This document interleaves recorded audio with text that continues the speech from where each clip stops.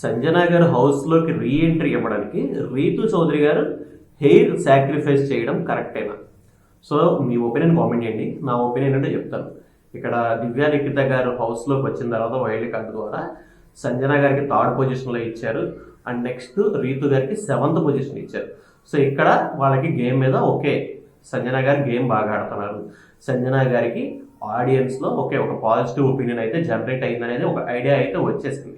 So అలాంటి సంజన గారు లోపలికి రావడం కోసం హెల్ప్ చేస్తే ఆవిడ ఆడియన్స్లో కొంతమంది ఈవిడికి డైవర్ట్ అయ్యే ఛాన్సెస్ ఉంటాయి. ఇన్ కేస్ ఆవిడ నామినేషన్స్లో లేని టైంలో ఈవిడికి ఆవిడ ఓట్స్ షేర్ అయ్యే ఛాన్సెస్ ఉంటాయి.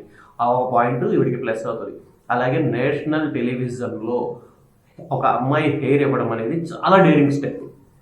అది కూడా గేమ్ కోసం, గేమ్లో సర్వే అవ్వడం కోసం హెయిర్ ఇచ్చాడు. మనం లాస్ట్ సీజన్లో చూసాం, దీప్తి సునైనా గారు, next Priyanka Jain, next something else.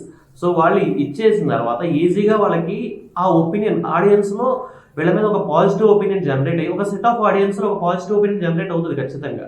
So generate ఈజీగా ఒక 2-3 వీక్స్ వీళ్ళు ముందుకు వెళ్ళిపోతారు. అలాగే రీతు చౌదరి గారు ఇప్పుడు దాకా డేంజర్ జోన్లో ఉన్నారు. ఈ వీక్ ఆల్మోస్ట్ ఓట్స్ తక్కువే ఉన్నాయి. అండ్ నెక్స్ట్ దేనికి వీళ్ళందరూ సెలబ్రిటీస్ అందరూ నామినేషన్స్లో లేకపోయినా సరే ఆవిడకి అంతా ఓట్ బ్యాంక్ జనరేట్ అవ్వాల. బట్ కాకపోతే నెక్స్ట్ 2-3 వీక్స్ ఆవిడ ఖచ్చితంగా సర్వే అయిపోతారు. అండ్ నెక్స్ట్ ఆవిడ తీసుకున్న స్టెప్ కూడా చాలా మంచి స్టెప్ అనిపించింది. ఎందుకంటే ఆ సిచ్యువేషన్లో ఆవిడ హెయిర్ ఇచ్చి సంజన గారి లోపలికి తీసుకురావడం, ఆ సెటైన్ వాడికి సంబంధించిన ఆడియన్స్లో ఒక మంచి పాజిటివ్ వైపు వస్తుంది. అండ్ నెక్స్ట్ ఈవిడికి కూడా కొద్దిగా ఆడియన్స్ పెరుగుతారు. So this is the best step for surveying in house అని నాకు అనిపించింది.